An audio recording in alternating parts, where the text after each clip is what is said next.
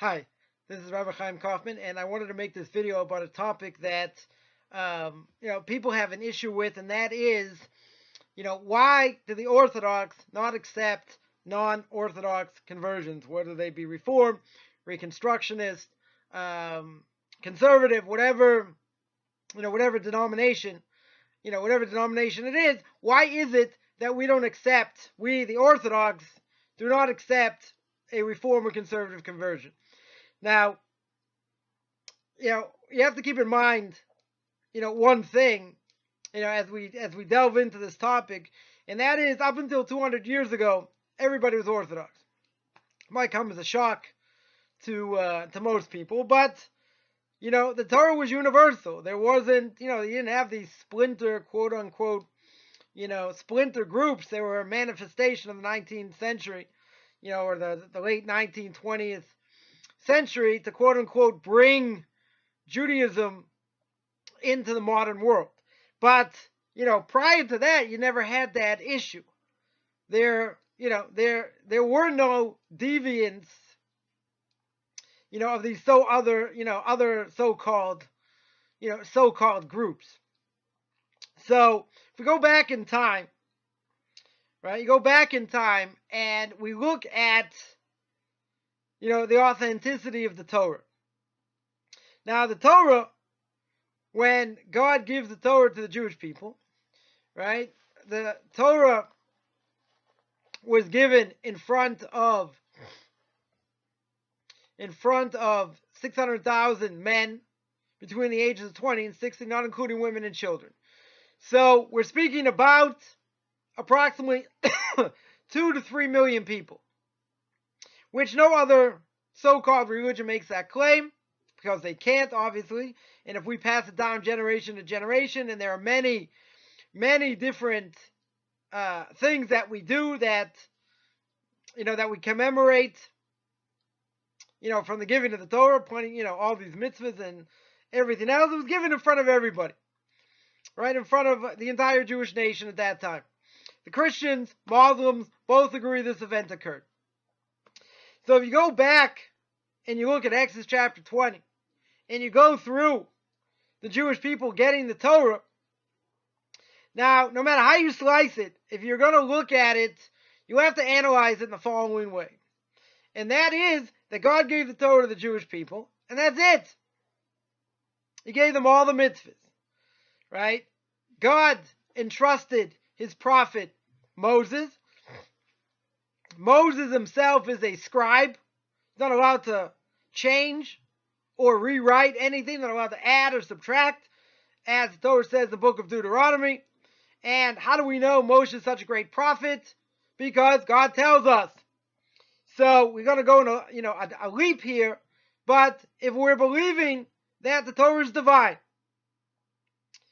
that God spoke to Moshe, Moshe wrote it down, one of the 13 principles of faith. Moshe is the greatest of all prophets because God gave him his stamp of approval. So therefore, when God gave the Torah to Moshe, Moshe gave it over to the Jewish people, it was complete. It wasn't a 5-year option to renew. It wasn't, well, if I feel like keeping it, fine, if not, not. Go to the second paragraph of the Shema. When we read the Shema, declaring God's uniqueness, God's oneness in the world, in the second paragraph it says that if you do what you're supposed to do, i.e. you keep the commandments, good things will happen. You'll have food, you'll have rain, all these good things will happen. If not, there's reward and punishment, right? If not, then God is going to punish us, either individually or collectively, for right, wrong, or indifferent. That is the way the Torah is set up. Now, that being said, there was also an oral tradition, and that oral tradition was given at the same time. Now, the oral tradition is a running commentary on the Torah itself, because the Torah, in many ways, doesn't make any sense. There are so many mitzvahs that are given, and so many things we're not allowed to do, right? It's very hard to say it's man-made. I mean, as intelligent as man is, maybe there was, a whole committee, and they came up with, with these laws. 80% of the Torah, probably more, I'll be generous, 80% of the Torah doesn't make any logical sense. Imagine, that the Torah says like this. The Torah says on Sukkot, you look at Parshas Emor, the book of Leviticus, the Torah says for 7 days you have to sit in a booth, in a sukkah. And you have to take palm fronds. You have to take an esrog, which is a lemon on steroids. You have to take hadassi, myrtle leaves. And you have to take willows, aravas. And it says, bring them in front of me. Well, what does that mean? And if a person, as the commentaries, the Talmud tells us, if a person shakes the lulav and he makes the blessing, he shakes it, this way, back of you, to the side, to the front, to the bottom. And he says, take these species, and bring it in front of him. He doesn't tell you how to do it. Right? So we have a running commentary to tell you how to do that. But there's a bigger question. Bigger question is why? What is the purpose of that? So we're not going to go into the holiday of Sukkot and what it's all about. The point is that there's a running commentary to explain it. When the Torah says, I want you to sit in a sukkah, what does that mean? Does everyone have different things? Does it have any walls? Does it have a top? What does it mean? When it says keep the laws of Shabbos, one of the 10 commandments, doesn't say how to do it. And then later on, in the book of Exodus, it says you have to guard Shabbos, and if you don't get it right, you're going to die.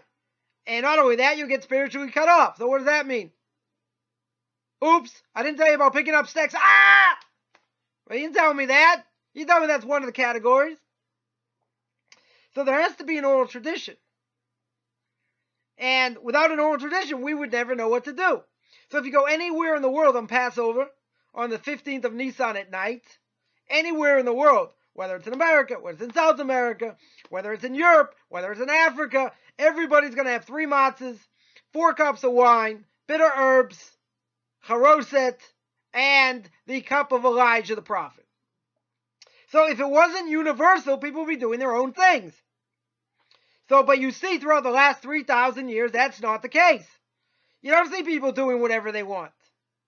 You don't see people saying, well, we're going to make 2 matzahs. We're going to have a matzah and a half. You don't see that. I mean, we'll get to what the Reform and Conservative do, but, for the last 3,000 years, it's been universal. It hasn't changed.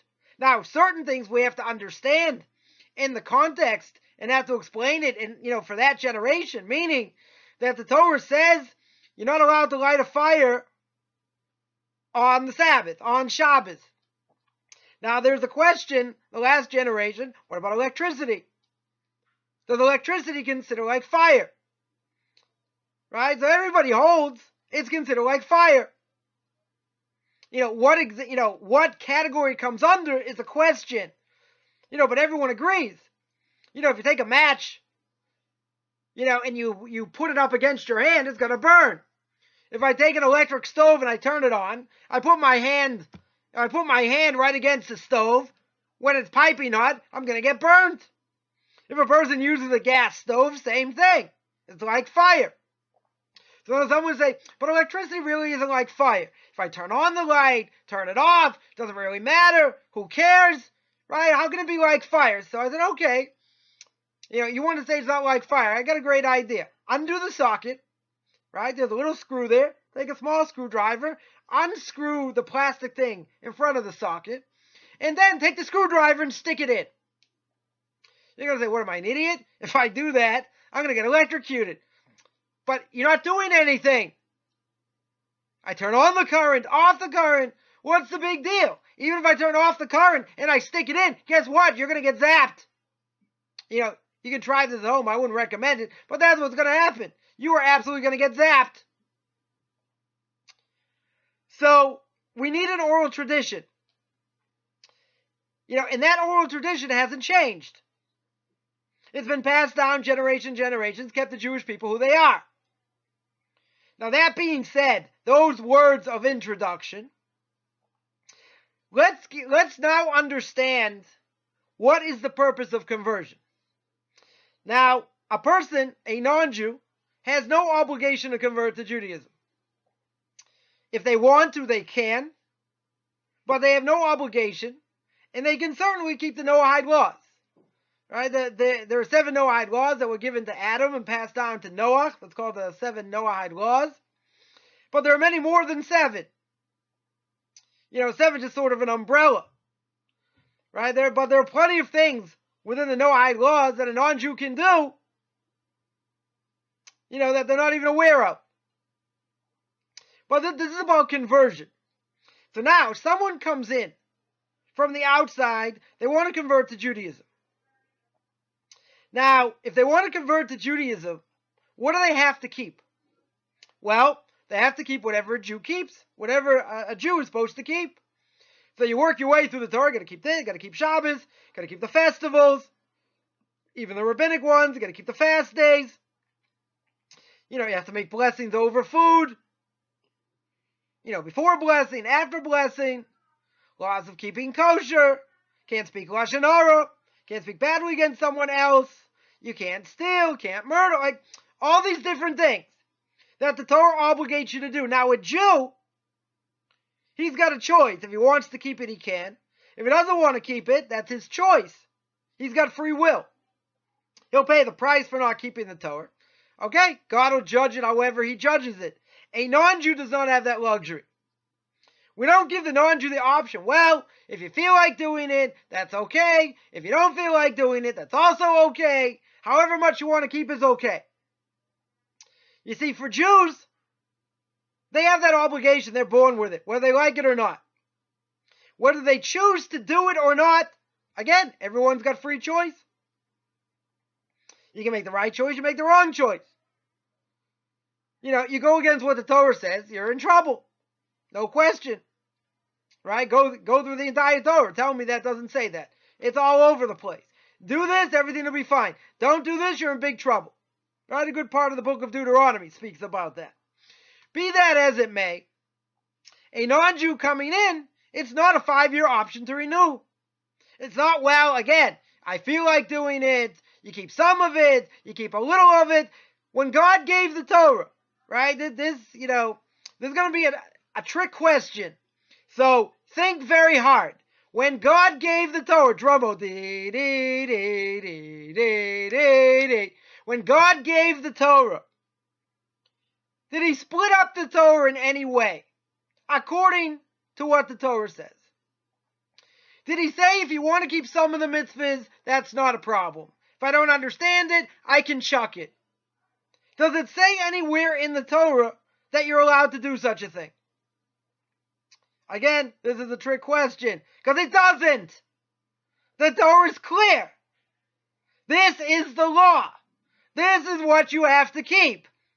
It's not about don't pass go, don't collect 200. Right? We're not playing Monopoly here. It's all or nothing. Right? God says you have to keep the Torah. That's it. Not part of it. Not a third of it. Not what your puny brain thinks you understand. It's about keeping the whole thing. So if it's about keeping the whole thing, and a non-Jew comes in, what does he have to do? He has to keep the whole thing. But there are Jews that don't keep the whole thing. Right? There are people that pick and choose. Right? So we'll go through the other so-called movements in a second. So you got these other so-called movements, they'll pick and choose what they want, because they'll say it's man-made, maybe the Jews ate the same hallucinogenic mushroom in the desert, maybe they're all stoned, that's where the Torah came from, maybe. It's like there is an idea out in the world that all the miracles in Egypt occurred because Saturn was out of orbit. I don't know if it's so popular or not, but there is such an idea. I mean, it's not what the Torah says. That takes God totally out of the picture. And the whole point of all the plagues is to put God there. He's the one who put us there. He's the one that took us out. He's the one that gave us the Torah. They want to tell me Saturn's out of orbit? Okay, you can say that. So, a non-Jew who wants to convert, there are things that he has to do. And he has to keep whatever the Torah says that he has to keep. And it applies to him. And he's going to have to move to a Jewish community. Right? A rabbinical court is not going to look at them or even deal with them if they don't live in a Jewish community. They have to move. So I have a video on that. It's a very harsh video as well. You can go to my video channel, Rabbi Chaim Kaufman, and take a look. And the video is called, Did You Think It Was Going to Be This Easy?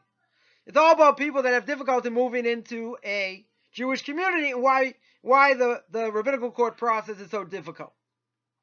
But that's not the topic for now. So a person can't move, they can't convert. They say, well, it's not fair. I have a job, I can't move. Maybe my spouse doesn't want to convert. Again, there are certain laws that are very specific. If you abide by them, that's fine. You don't want to abide by them, it's all make-believe. It's all fantasy. And that's what the Torah is. That's not Torah anymore. That's Torah made in my own image. Not the way God wants it. So as we started with, up until 200 years ago, give or take, the entire Jewish people were Orthodox. So you have these other movements, the Reform movement, conservative movement. So they want to change. Maybe the rabbis had too much power. The Torah is not really divine, so we'll keep what we want. We'll be humanistic, tikkun olam, fix up the world, blah, blah, blah. But see, that's not what the Torah says. I mean, you can manipulate it and turn it into a pretzel if you want. But that's not what the Torah says. If you're going to keep it, you have to keep it. You have to listen to what the rabbis tell us to do. If not, then you pick and choose. So what happens now, without even getting into philosophy, because philosophy is really a moot point. At the end of the day, either you believe God gave the Torah or you don't. If you believe God gave the Torah, then you have to prove. The onus is going to be on you to prove he didn't give the entire thing. That he didn't give all 39 categories of the laws of Shabbos. That he didn't say intermarriage is forbidden. We'll get to intermarriage. He didn't say that was forbidden. Show me proof where that is true. So without getting into philosophy, we just showed, hopefully, that when you go back to the book of Exodus, given to the Torah, it's giving the entire Torah. It's not picking and choosing. Now, there are plenty of things we can't do today because we don't have a temple. That's not picking and choosing. That's because you're under onus. There is no temple today. So you can't do sacrifices. Right? So prayer took care of that. So you have an obligation to pray. See, but the end result is when you pick and choose and you say it's man-made and I'll do whatever I do as much as I understand or not, what is the end result? If in theory, again, it's in theory because it doesn't work, if in theory that would be true, then there should be masses and masses of people of keeping Torah, to whatever level. But they're not. How do I know that they're not? Because the Reform and Conservative movements, both of them have intermarriage sky high. When I mean sky high, I mean it's over 70%. You cannot have a Jewish people survive in any way, shape, or form if intermarriage is that high. If intermarriage exists at all, it's bad. So how can Judaism survive? How can authentic Judaism survive if, half the family, half the spouse, meaning the male or the female, are not Jewish? Not only that, if we, the Orthodox, as is brought down in the oral tradition, a Jewish man marries a non-Jewish woman, then the offspring are non-Jews. Now let's think about that. That means that if there's 70% intermarriage,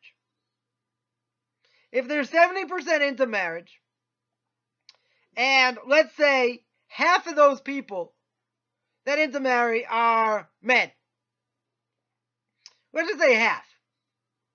If half the people intermarry are men, that means those families are no longer Jewish. Doesn't matter, blood, not blood. Spiritually speaking, they're not Jewish, according to us.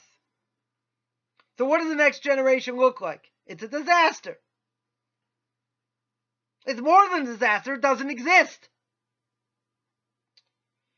So intermarriage has wreaked havoc on these movements. Lack of knowledge, second thing, lack of Torah knowledge destroyed in these movements because these people know nothing. Most congregants, of a Reform and conservative synagogue can barely read Hebrew, know nothing about their own religion. This is not rocket science. Go into any of these synagogues and see what they know. See if they care what they know. The most important thing a Reform and conservative Jew may say is that, at least, I'm not Orthodox. I can't be Orthodox for whatever reason. Now, if you would break down what the movement really stands for, analyze. Does this make any logical sense?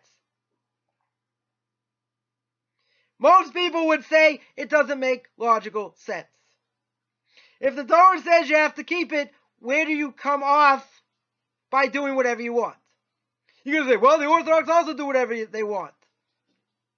All right, so the people I hang out with, and grow up in vibrant Orthodox communities are keeping the letter of the law, are doing what they need to do. They keep kashrus, they keep Shabbos to the way the Torah wants us to. Does it mean we don't make mistakes? No, of course we make mistakes. Everybody makes mistakes. They're not picking and choosing. They're not saying, well, this mitzvah doesn't apply, because I don't understand it, I'm going to chuck it. The thing about shatnez is, if I have a sweater, it's made totally out of wool, it says 100% wool, then I have to get it checked by somebody, make sure there's no linen in it. Why? I don't know. It's what the Torah says. So someone says, well, I don't understand it. And if someone said to me, if you can't explain it to me, then I don't have to keep it. I said, if I can explain kashrus, would you keep kosher? If I explain what Shabbos means, you keep Shabbos? No. It's just a block. It's just an excuse to say I don't have to keep it. So I can do what I want because I don't understand, you can't give me a good explanation. And if I gave you a good explanation, and if God himself would come down and speak to you, would that change you? Probably not. It's just an excuse. So what these movements want, and that's what the Reform movement started with, is to totally uproot Torah. They want to go against the rabbis. They want to do whatever they want. They want the shackles off. They don't want to be fanatics. They don't want to be different. Moses Mendelssohn said, you should be a Jew in your house and be a goy outside. Well, that's good. Maybe your dishes will go to heaven. Maybe. Theodor Herzl, his claim to fame, besides being a big proponent of the land of Israel and going to the land of Israel, if you couldn't get that, Uganda was, was just as good, or Argentina, let's say. But his big idea to save Judaism was everyone should convert to Catholicism. I don't know if you see the irony in that. How are you going to be a Jew if you convert to Catholicism? Okay, that's a separate issue.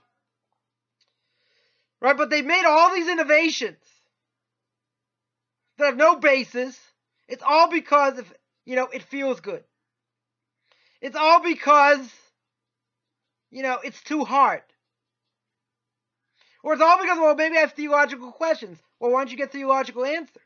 Why don't you go to people who have the answers? No, I don't want that because then I have to change. Then I can't go to my football games. Then I can't go to my, non-kosher Chinese restaurants. And then my friends have to change. Yeah. It's a whole life change. That's true. But they're not interested in Torah. And even if you find individuals that are within these movements, they're in the minority. By far. Everyone else is brain dead.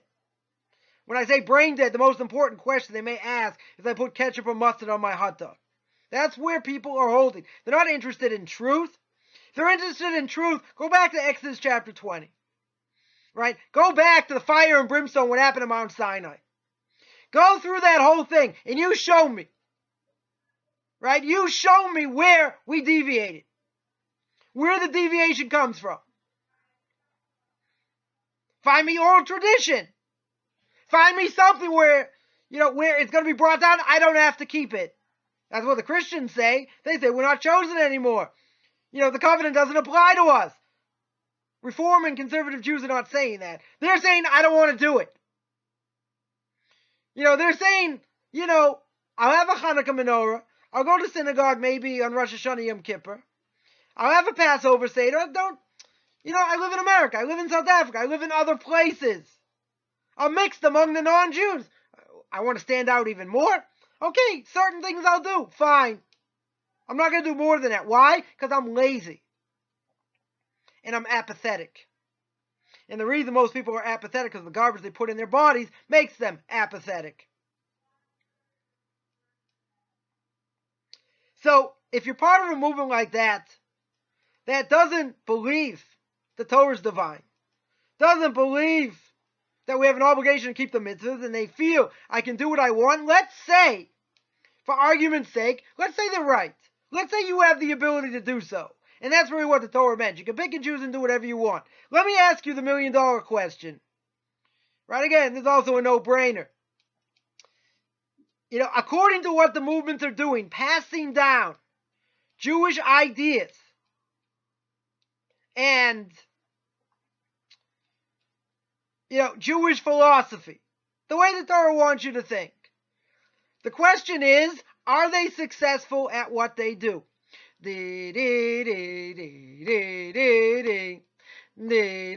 No, they're not.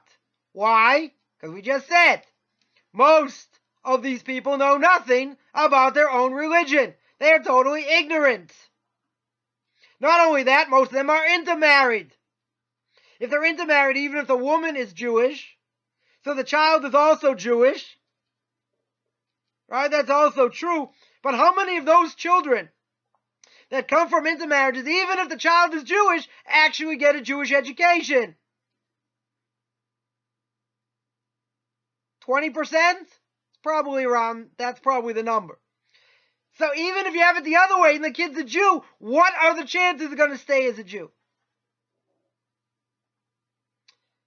So when you break it down, and again, it's regardless of philosophy. We're not here to argue philosophy, because they don't have a philosophy. Most people who are part of these movements, it's not about a philosophical thing. It's about wanting to do what they want to do. It's about convenience.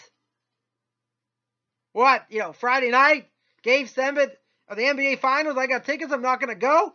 Shabbos? What are you kidding? Push Shabbos away, it doesn't mean anything. It's convenience, not about philosophy. We don't have any big philosophers out there today. The Reform and conservative philosophers. It's all about lack of knowledge. It's all about doing whatever I want to do. It's about quoting Dennis the Menace for a sermon. Boy, that's going to bring people closer. You can imagine how close it is to my heart that these Jews are going to want to become more observant by hearing a parable of Rabbi Dennis the Menace. So, these movements barely believe in God, if that. Certainly don't believe in divine providence. Certainly don't believe in the essence of the mitzvahs at all. Again, it's touchy-feely. I feel like doing it fine. I don't. I'll do part of it, this, that, whatever it is. Does it work? It doesn't work. A mule is a tremendously strong animal. It's a hybrid between a donkey and a horse. Only one problem. It is sterile. And if it's sterile, that means it can't reproduce. And that's why you look at these movements, they're not reproducing, they're dying. Reform's coming back a drop because they realize that they have to come back to tradition because they're losing everybody. It's a disaster. So if a Reform convert or a conservative convert, wants to convert and wants to be part of the Jewish people, according to them, what are they taking on? A few mitzvahs? Some? More? Less? Are they taking on the yoke of heaven? Are they taking on the yoke of all mitzvahs? No. Maybe they're converting out of convenience because their spouse is Jewish. Well, that's a big no-no, because that's ulterior motives. Can't convert for ulterior motives. As you can see, this is not something to play with. You want to come into the covenant, where do you get off coming in, and being lukewarm or mediocre at best? There are plenty of mediocre Jews out there. We don't need any more. We totally don't need any more. So why are we going to bring someone in that's based on the travesty of a mockery of a sham? That's what it is. Maybe it's a stepping stone. Maybe they use it to learn more, whatever. I've been asked that question also. The better to have a reform conversion than move up if you can't have anything else. So my answer is no. If you sprinkle a little bit water, or you go in, you take a dive in a swimming pool, that change anything? Doesn't change anything. If the rabbis who were supposed to be there, that are supposed to verify that you're going to take on the mitzvahs, and they are going to vouch for you and watch as you go in the mikveh, in that ritual bath to convert, if they themselves do not believe in God, or that God runs the world, or there's an obligation to do all the mitzvahs, whatever we can do, should it be valid? I don't think it should be valid. You say, what are you getting so excited about? Because people want to say, it's what's in my heart. It's what I believe. This is what I'm attached to. I can't move. There are tragic things that go on in a person's life. Certain things you can't change. If a person can't move into a Jewish community, that's tragic. That's for sure. At the same time, I'll ask it in a different way. If something's dying and is about to be extinct, why would you choose it?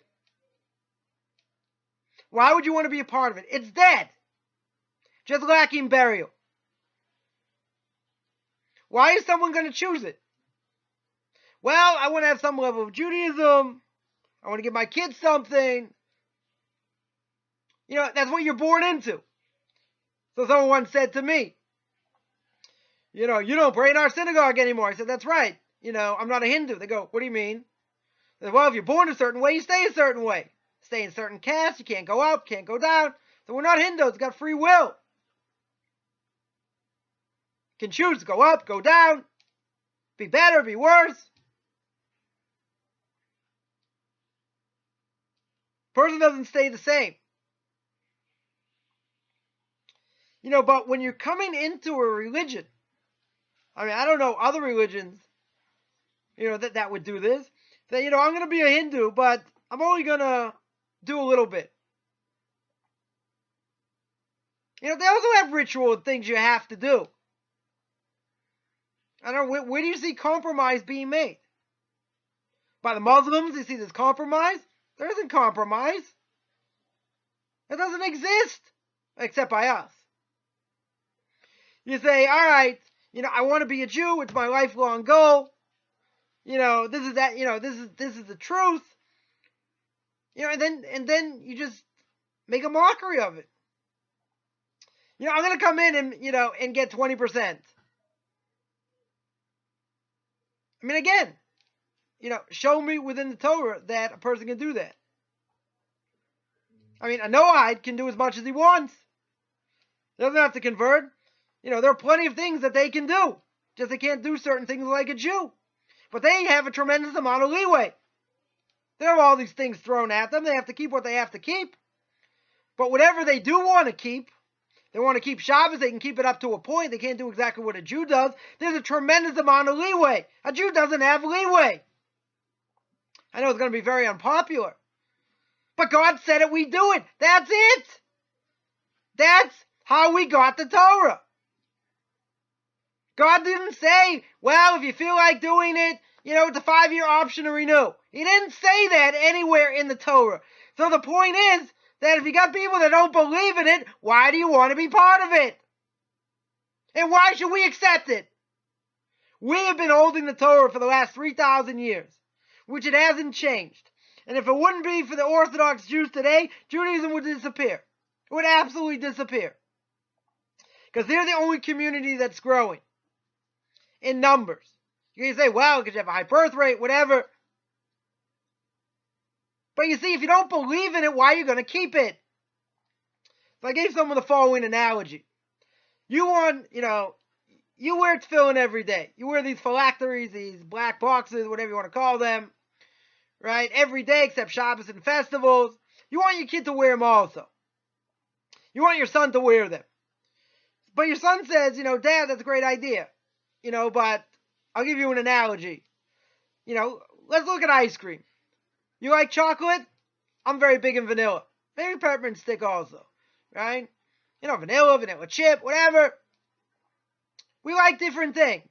How in the world do you expect to pass something down to your child if A, you yourself don't believe in it, your community doesn't really believe in it, and they give it lip service? What's going to give? And the answer is Judaism is going to go by the wayside. So when people came from Europe, from Germany and fled to go to America, first thing they did is they got rid of their tefillin. They want to get rid of all the Jewishness because, persecutions they went through. So what they do, they made their own life in America and, wanted, physical comforts. Many made a lot of money, and they gave their kids a half-baked Jewish education. So if you get a half-baked Jewish education, what are your kids going to get? A quarter-baked. What are their kids going to get? A third-baked. What are their kids? It's going to disappear. All right, again, this is not rocket science. If you don't believe it and you don't live it, it will die. And that's what we see in many, many communities around the world. It's either you want to be one way and you're going to keep it and you're going to survive, or you're going to disappear. I'll leave you with the following analogy. Right? Made a few different analogies. If we go back to the giving of the Torah Mount Sinai, there were 3 million people. Let's say between 2 and 3 million people. If you go according to how many, average number of children a person would have, plus the death rate, and how many people are going to die, in theory, we should have about 150 million Jews today. How many Jews do we have today? 14 million, maybe 14 and a quarter, something like that, give or take. That means we have 10%. What happened to 90% of Jewry from Mount Sinai? So one answer is, a lot of people were killed. There were pogroms. Right? There were a lot of pogroms. Right? But 150 million people didn't die. You had people that were killed along the way, and the rest assimilated. So that's a scary statistic. Because if the rest assimilated, that means that without a Torah as an anchor, that's it. You're going to live off the fat of the land. You give Judaism lip service. It's not going to last. And if you look at the statistics, 70% intermarriage is not a lie. Certain places it's even higher. I mean, how do you expect if a place, many years ago, in Denver, Colorado, where a tremendous amount of Torah being taught and learned there, girls' schools, yeshivas there, intermarriage in Denver, Colorado is 85%. That means 8.5 out of 10 people that are Jews intermarry. Now, how in the world is that going to be good for Judaism? It's not. So someone who wants to come into the fold and they want to be a Jew, and I don't want to be misunderstood here. I'm not saying they don't have the right intention. There are people that will convert only for the sake of marriage, because the other side wants them to convert. So, if it's done like that, okay, so they're not really serious anyway. So if you get a lot of people that aren't serious, okay, the whole thing's a joke. True. That's why a lot of people go through Reform and Conservative conversion. They realize there's not really that much to do. Read a few books, I'm done. Not about observance, per se. Not at all. So, at the end of the day, this is an absolute recipe for disaster. So if you have people, even if they're serious, right? I'm not going to talk about the frauds. There are plenty of frauds. Probably the majority of these type of people are frauds. They're not interested in Judaism. They're converting because the spouse wants them or the family wants them, whatever the case is. So I'm going to say most of these converts, they're total frauds. So let's say the 1% that may be actually really serious, and they actually really want to learn, and they actually really want to keep mitzvahs. They're going to be part of a community that's really not interested in all that. It's all about convenience. Right? I'm not going to rehash it all. It's all about what I want to do. It's not about truth. If it's truth, then let's analyze. Let's go back to the text. Let's see what the text says. But you see, most of you will never get to that point because you're not interested. You can say, oh, you're just an Orthodox fanatic. Yeah, maybe I am. But maybe I'm pouring out my heart to people to think about what they're doing. I can yell and scream and, jump up and down, but think. Is that really what the Torah is? Because no other religion would allow you to come in half-baked. That doesn't make any sense. So then why should it be accepted? Why should we, the ones who are trying to hold on to the tradition that you are trampling all over, why should we accept it? You don't believe in God, barely. You don't believe you have to keep the mitzvahs, but that's what the Torah says. It's all about keeping the mitzvahs. So I have to be that open-minded till my brains fall on the floor, and I have to accept that and bend over backwards. We don't want converts. We're not interested. You want to convert? That's something else. You want to show you're the real deal? You'll do what the Torah says? That's something else. You want to convert and pretend? Be a pretender. But don't expect that we should accept it. Because we're under no obligation to accept it. And yes, that may sound harsh. But at the end of the day, answer me this question. Is the Torah true? Is it absolutely true? Or is it about fantasy? If you want fantasy, go somewhere else. Don't turn the Torah into a pretzel. You want the real deal? Well, I can help you with that. Right? I give classes online. You can take a look at my Facebook page, Rabbi Chaim at Beyond Orthodox Conversion on Facebook. You don't want to convert beyond Noahides. You can contact me, Rabbi Chaim Kaufman at gmail.com, RABBICHAIMCOFFMAN at gmail.com, or my blog, orthodoxconversion.com. That's if you're the real deal. If you're a joker, you're a pretender, you think you know better than God and how He set up the world, okay, so live in fantasy. But remember one thing, that's what it is. It's absolute fantasy, and us, the ones who are holding the tradition of the Jewish people, do absolutely have no obligation whatsoever, to accept it. Because at the end of the day, you are trampling on what is holy and what is righteous. You don't care? Okay. So that's your choice. You don't have to care, but don't expect me to accept it.